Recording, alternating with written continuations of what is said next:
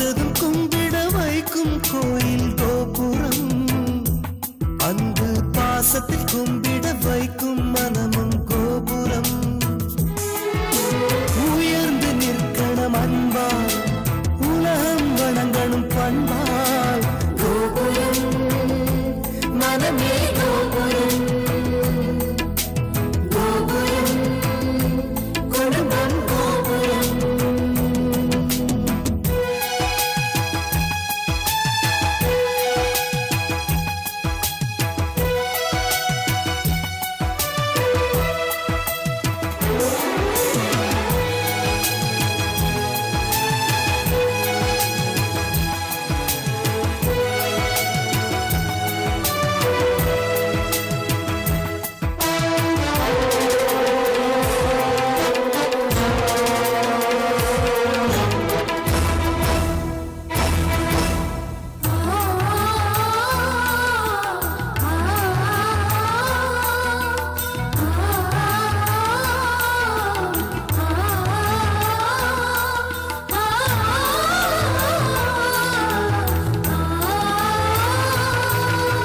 ஒருவரை ஒருவர் உணர்ந்து உள்ளங்கள் அன்பிலே இணைந்து, வேதங்கள் என்பதை மறந்து பொறுமையில் இமயம் அடைந்து, பாசத்தின் பலங்களை அறிந்து பண்பெனும் பாதையில் நடந்து, கண்ணென உறவினில் மகிழ்ந்து தூணென குடும்பத்தை சுமந்து, கோயிலை போலே குடும்பமும் அமைந்தால் சொர்க்கம் நிஜமாகும்.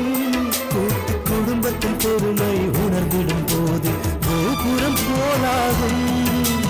கோபுரம் மனமே கோபுரம், கோபுரம் குடும்பம் கோபுரம். பார்த்ததும் கும்பிட வைக்கும் கோயில் கோபுரம், அன்பு பாசத்தில் கும்பிட வைக்கும் மனமும் கோபுரம். பார்த்ததும் கும்பிட வைக்கும் கோயில் கோபுரம், அன்பு பாசத்தில் கும்பிட வைக்கும் மனமும் கோபுரம். உயர்ந்து நிற்கணும் அன்பால், உலகம் வணங்கணும் பண்பால்.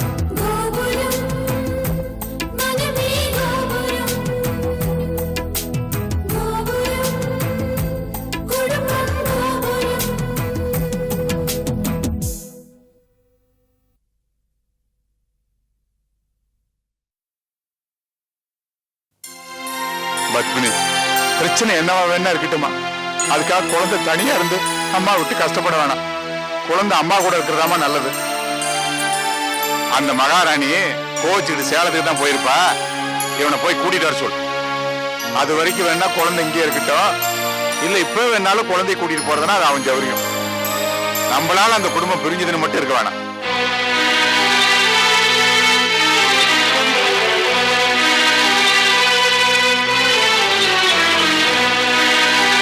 சமாதான முயற்சி எதுவும் தேவையில்லைன்னு சொல்லிடு.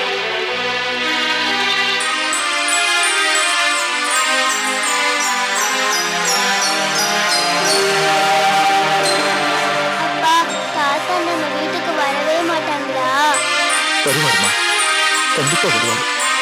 இப்ப நம்ம மேல கொஞ்சம் கோவத்துல இருக்காரு, அப்புறமா வருவாரு.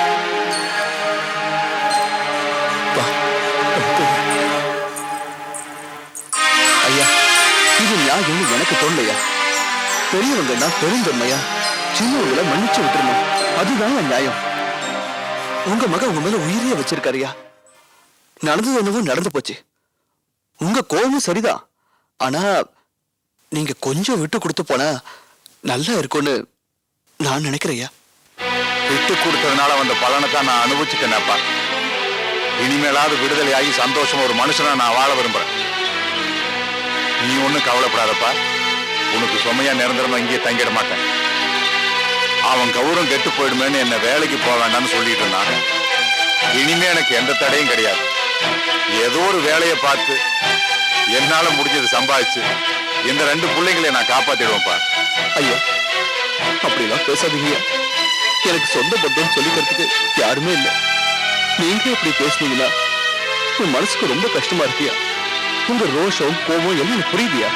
ஆனா நீங்க தனியா வீடு எடுத்து தங்கணும்னு முடிவு பண்ணிட்டீங்கன்னா நீங்க என் வீட்டுல தான் தங்கணும். ப்ளீஸ் எங்கேயும் போயிடாதீங்க. என் வீட்டுல தான் நீங்க தங்கணும் ஐயா.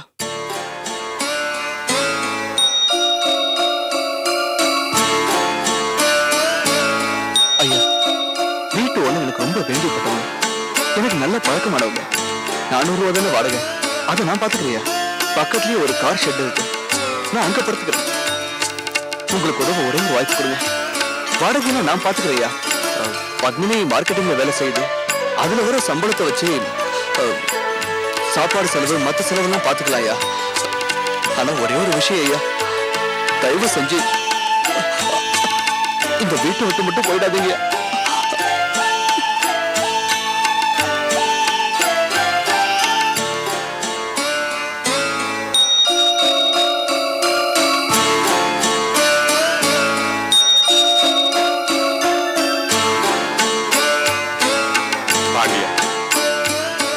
உன்னை நினைக்கும் போது ரொம்ப பெருமையாவும் சந்தோஷமாவும் இருக்கணும். வாடகை நீயே கட்டிடுறன்னு சொல்றது எவ்வளவு பெரிய விஷயம் தெரியுமா? எனக்கும் மேல பாசம் இல்லையா பாண்டியா? நீ எங்க வேணாலும் தங்கிப்பா, ஆனா இங்கதான் வந்து நீ சாப்பிடணும். ஏதோ எங்களால முடிஞ்சதை செஞ்சு தர்றோம். இது உன் வீடு, உன் வீட்டுல நாங்க தங்கியிருக்கோம். இப்போ ஒருத்தருக்கு ஒருத்தர் உதவியா ஆறுதலா அனுசரணையா இருப்போம்ப்பா, அவ்வளவுதான்.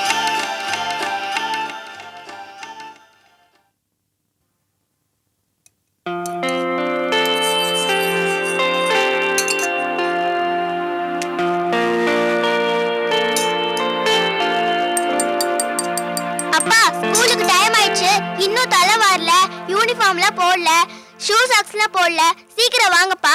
கிருப்பிரியா, நான் இன்னும் சும்மாவா இருக்கேன்? உனக்காக தான் பிரெட் டோஸ்ட் பண்ணிட்டு இருக்கேன். உன் வேலையெல்லாம் நீயே செஞ்சு கூடாதா? உன் அம்மா உனக்கு எதுவும் சொல்லி கொடுக்கலையா? எனக்கு பிரெட் ரோஸ்ட்லாம் பிடிக்கவே பிடிக்காது. சாப்பிட்டு தான் ஆகணும் பிரியா, மாவு இல்லல்ல. உனக்கு பிடிச்ச இட்லிலாம் நாளைக்கு செஞ்சு தரேன்.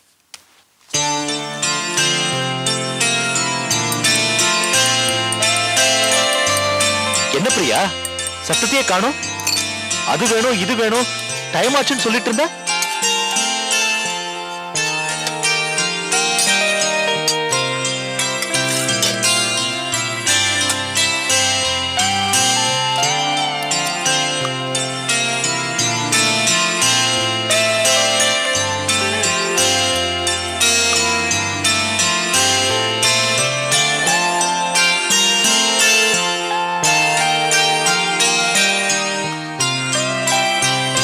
ஜாம் நிறைய தடவை இருக்க.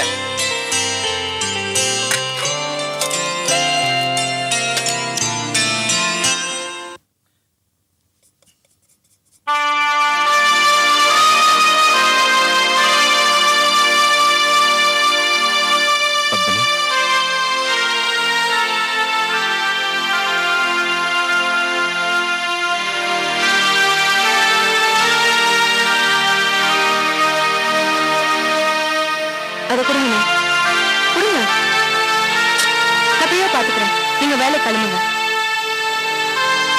உங்க மேல எனக்கு எந்த கோபமும் இல்லைண்ணா. பிரச்சனை அண்ணியோட தானே. அப்பா கோவப்படுறது நியாயம் தானே. அண்ணியை நீங்க ஊர்ல இருந்து கூட்டிட்டு வர வரைக்கும் பிரியாவை நான் பாத்துக்கிறேன்னா. நீங்க எந்த டென்ஷனும் படாதீங்க. என் பழசெல்லாம் இன்னும் மறக்கல. 5 வருஷம் அப்பா அம்மா இல்லாதப்போ நீங்க என்ன எப்படி பாத்துக்கிட்டீங்கன்னு எனக்கு தெரியும்னா. அதெல்லாம் அவ்வளவு ஈஸியா மறந்துட முடியுமா? அண்ணன் மேல இருக்கிற கோவத்தை குழந்தை மேல காட்டுற அளவுக்கு பக்குவப்படாதவ இல்லைன்னா. பிரியாவை கவனிக்கிறது, ஸ்கூலுக்கு அனுப்புறது எல்லாத்தையும் நான் பாத்துக்கிறேன். நீங்க கவலைப்படாதீங்க.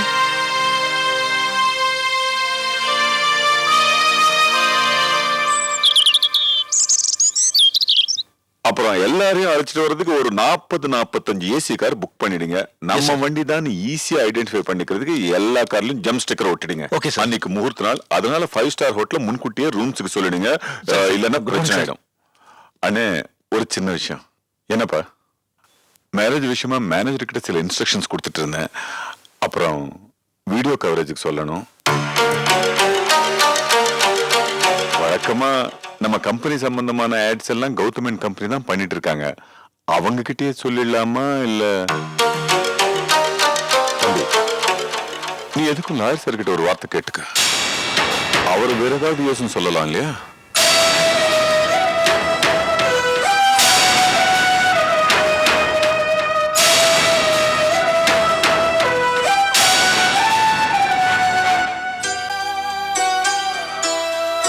நான் இது வரைக்கும் யாரோட மனசு நோகிற மாதிரி நடந்துகிட்டதில்ல. ஏன் எதிரியோட மனசு புண்படுற மாதிரி பேசுனது கூட இல்ல. இப்படியெல்லாம் நான் நடந்துக்கிட்டேன். வீட்டுக்கு தலைவனா மத்தவங்களை கண்டிக்கிற திருத்துறன்னா இப்படி நடந்துக்கலாமா? நாளுக்கு நாள் எனக்கும் தம்பிக்கும் இடைவெளி அதிகமாயிட்டே இருக்கு. இதை நானே வளர விடக்கூடாது. லாயர் சாரை கேட்டு முடிவு பண்ணுன்னு நான் சொன்னதை கேட்டு தம்பி முகம் மாறின பிறகுதான் நான் சொன்ன வார்த்தையோட கனம் எனக்கு புரிஞ்சது. எனக்குள்ள குதிச்சுக்கிட்டு இருந்த ஆணவம் எகிரி வார்த்தையா வெளியே வந்துருச்சு. நான் அவனை நோகடிச்சிட்டேன். இப்ப இருக்கிற சூழ்நிலையில தம்பி கிட்ட மனசு விட்டு பேச முடியாது. எனக்கும் தம்பிக்கும் நடுவுல ஏதோ புகை மாதிரி திரை விழுந்திருக்கு. கல்யாணம் சந்தோஷம் முடியட்டும். அதுக்கப்புறம் தம்பிய ஃபார்ம் ஹவுஸ் கூட்டிட்டு போய் என் மேல என்ன தப்பப்பா, நீ என்ன ஃபீல் பண்றன்னு கேட்டு எங்க 2 பேரோட பாசத்துக்கும் குறுக்க நிக்கிற சின்ன சின்ன பிரச்சனையெல்லாம் சரி பண்ணணும். அதுக்கிடையில எனக்கும் தம்பிக்கும் எந்த புது பிரச்சனையும் வராம நீங்க தான் காப்பாத்தணும்.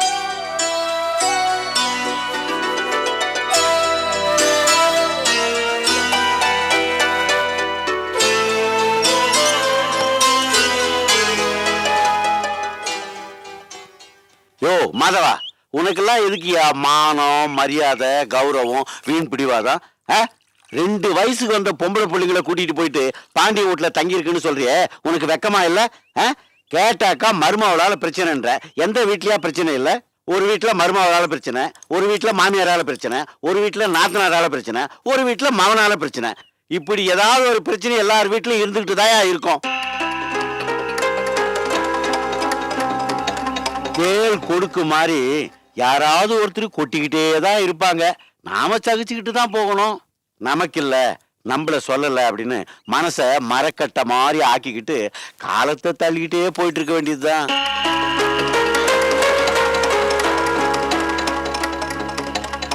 அதை விட்டுட்டு தன்மானம் அது இதுன்னுக்கிட்டு அதெல்லாம் நமக்கு தேவையா? அதை நம்ம எதிர்பார்க்கலாமா? ஏயா மாதவா, இத்தனை நாளா சாப்பாடு துணிமணி தங்கறதுக்கு இடம் எல்லாம் கிடைச்சிக்கிட்டு இருந்தது. இப்ப எல்லாம் போச்சு. ஆமா, பாண்டியன் வாடகை கொடுத்துருவான், நீ சாப்பாடு போட்டுன்னு சொல்ற. இதெல்லாம் உன் பொண்ணு பத்மினி வேலை பார்த்து சம்பாதிக்கிற பணத்தை வச்சுதானயா? நான் மறுபடியும் வேலைக்கு போகணும், சம்பாதிக்கணுங்கிற முடிவில் இருக்கேன். மாதவா, உனக்கு என்ன தெரியும்? இந்த வயசுக்கு மேல என்ன வேலை செஞ்சு சம்பாதிக்க முடியும்னு நினைக்கிற? வயசு தயா என் வேலையவே தடுக்குது. எனக்கு தெரிஞ்சது தச்சு தொழில் தான். நீங்க வயசானவங்க, வேகமா உங்களால வேலை செய்ய முடியாது. இப்பெல்லாம் ஃபாஸ்ட் டெலிவரி தான். உங்ககிட்ட வேலை வாங்கவும் முடியாது, உங்களை விரட்டவும் முடியாது. தயவு செஞ்சு ஆளை விடுங்கன்னு நான் வேலை கேட்கிற இடத்துல கையெடுத்து கும்பிட்டு அனுப்பிச்சுறாயா. இப்ப என்ன பண்றதுனே புரியலையா? ஏயா, வேலை இல்லைன்றது முடிவாயிடுச்சு, அப்புறம் என்ன வரட்டு கௌரவம் வீண் பிடிவாதம் எல்லாம்?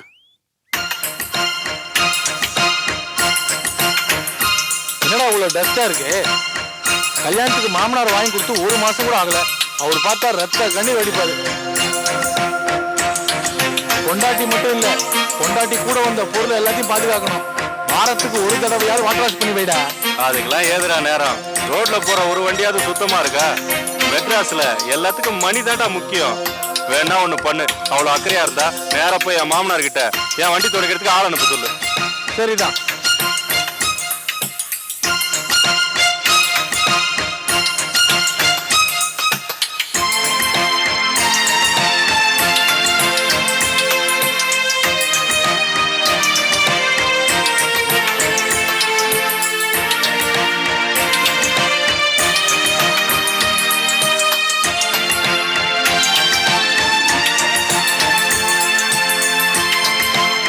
எனக்கு வேலைக்கு வருமானத்துக்கு வழி பொறுத்துச்சியா?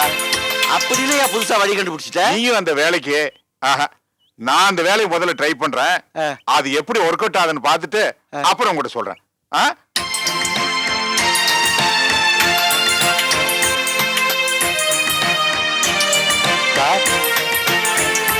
சார், சார்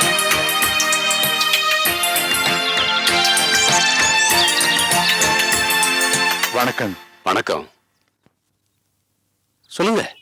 நான் இதே தெருவில் ஆட்டோ பாண்டியன் வீட்டில் குடியிருக்கணுங்க. என் பேர் மாதவன். ஏன்னா டொனேஷன் எதுவுமே நான் கேட்டு வரலைங்க. எனக்கு வயசுக்கு வந்த 2 பொண்ணுங்க இருக்காங்க. அவங்கள நான் காப்பாற்றணும். குடும்ப கஷ்டம், அதான் உங்ககிட்ட வேலை கேட்டு வந்திருக்கேன். இங்க என்ன வேலை இருக்கு?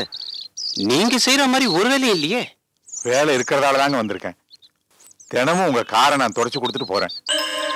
காருக்கு 5 ரூபா, 2 வீலருக்கு 2 ரூபா கொடுத்தா போதுங்க. நம்ம தெருவிலேயே 7 பேர் வேலை கொடுக்கறது சம்மதிச்சு பேரெல்லாம் கொடுத்துருக்காங்க. பக்கத்து விட்டு அருணாச்சலம் கூட வர சொல்லியிருக்காருங்க. நீங்க எப்ப எந்த நேரத்தில் வர சொல்றீங்களோ அப்ப வந்து காரை கிளீன் பண்ணி தரேங்க.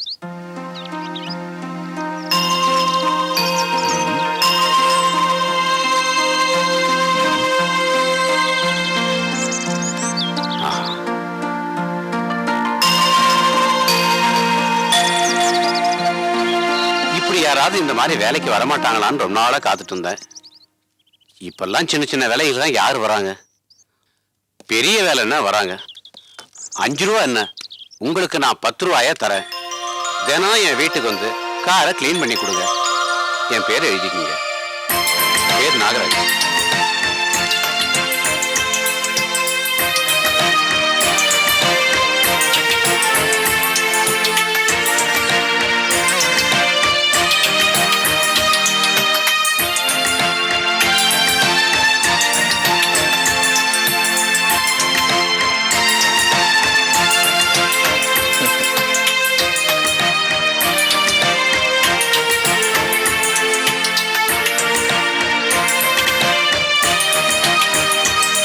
என்னம்மா பாக்குறீங்க?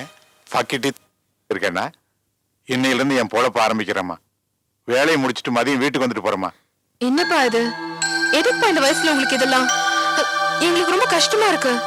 ஏமா, வயசாச்சுங்கிறதுக்காக நம்ம வயிறு பசிக்கிறத நிறுத்துதாம்மா? நம்ம உடம்புல இருக்கிற எல்லா அவயங்களுமே வேலை செஞ்சுட்டு இருக்கிறப்போ மனுஷன் மட்டும்தாம்மா வேலை செய்யலாமா வேண்டாமான்னு யோசிச்சுட்டு இருக்காங்க.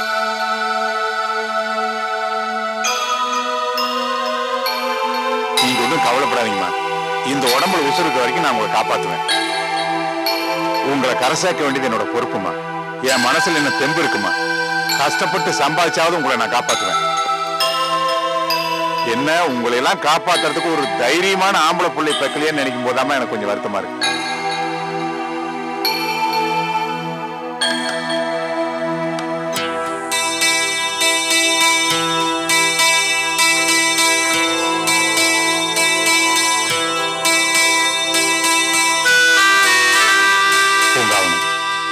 நான் திரும்பவும் உழைக்க போறேன்.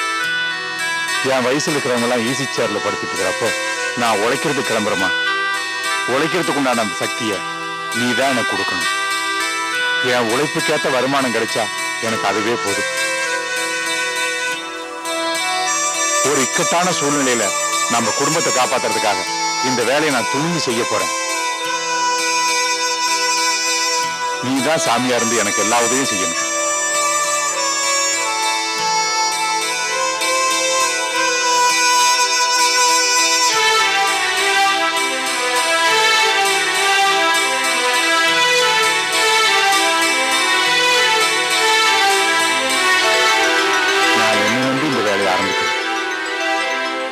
உன்னை நம்பிக்காம ஆரம்பிக்கணும். எங்களை காப்பாற்றணும்.